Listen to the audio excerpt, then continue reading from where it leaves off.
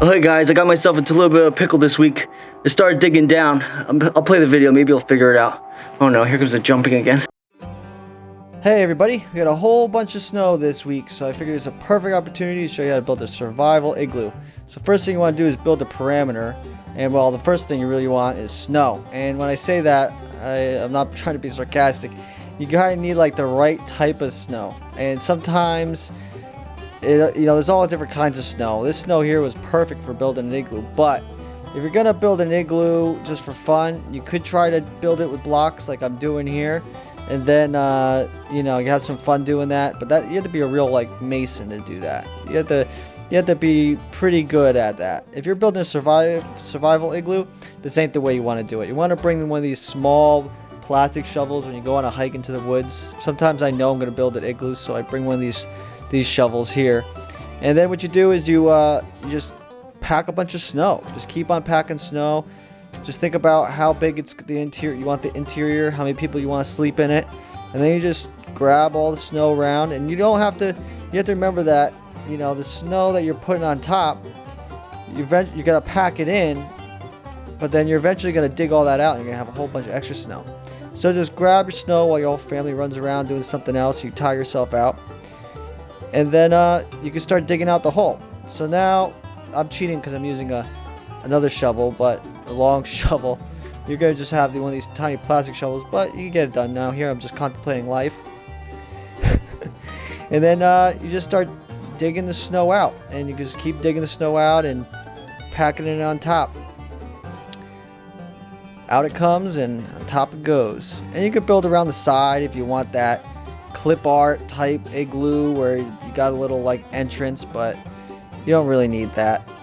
You could do that if you want to get fancy, but that's about it. Just like this. Then you start carving out the top and you're set to go.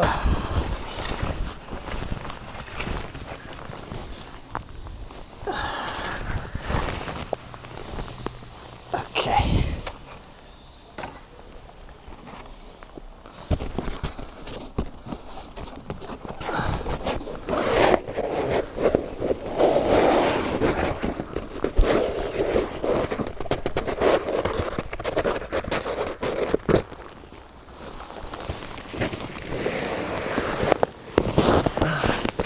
Welcome everybody to our home away from home. So I've actually opted to do this on a couple ice climbing trips before, because sometimes these igloos, well most of the times these igloos are actually warmer than the car. So you don't have to make the igloo giant. I've made them actually big enough for 4 people before, but if you're just gonna do for you, you don't gotta make it too big. So this is looking good right here. Now what I like to do is, of course, you still want an airport, which is where my camera's sticking up. But what you do is you take your backpack, stuff it in the hole like that. Keep the draft from coming out. Of course, you could seal it up with some snow too. And then you have yourself a nice, dry, warm place to sleep, away from the elements. It actually gets pretty warm in here, believe it or not. I'd probably sleep this way too if I wanted to. I'd probably spend more time making it even bigger if I wanted to too, but for the sake of the video, I think this is good enough. So this is how you make an igloo. You don't got to do it by stacking a bunch of blocks and try to be a mason. You could just make a giant snow pile and dig into it like a beaver, like a big beaver dam. And this could actually get pretty comfortable. I might actually fall asleep because I've been shoveling for hours. So yeah, a couple of the caveats is you don't want to make it too big before you start digging, because all of the material that comes out of here obviously goes right back on top or on the sides if you want to. So it's going to get bigger just by the nature of it. It's going to get bigger. So anyway, what was I saying? Oh, So if you're a kid doing this, you also don't want to make it too big too, and then you have to worry about the whole thing collapsing on you. You want to do it with some parental supervision, and you can just make it as big as you want.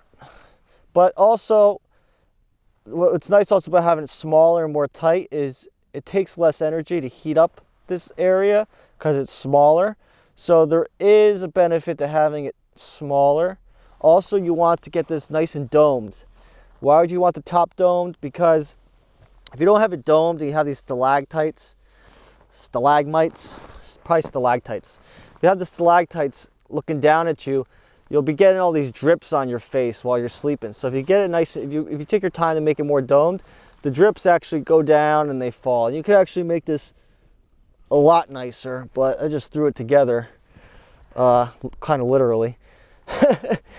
So yeah, you want it domed so the drips run off and they go somewhere else besides dripping on your face all night. And you obviously don't want to sleep straight on the snow.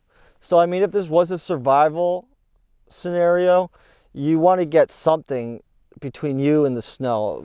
I usually bring a mat, and obviously I don't bring a giant snow shovel. They sell these tinier shovels. Another thing you have to think about if it's a survival scenario and people are out searching for you, they're not going to find you in a hole. So you might want to make some kind of sign or stick some flag on the top of the igloo or something, which is a nice thing to do if you're out in the wilderness. You might want to bring something really high visible, like something red so people could see you. I mean, you probably should go hiking in an all white suit in the woods. So that's about it. Don't get yourself crushed while building one of these. You know, be careful. Make it nice and domed so you're not getting dripped on. Just have something between you and the snow, and then you should have a pretty good night's sleep out of the elements. I actually slept pretty good in some igloos before. Definitely better than a car, like I mentioned. I think that about packs it up, wraps it up. Tried to make a joke there. I don't think it really worked. Let me know if you think this episode was cool. Yeah, that works.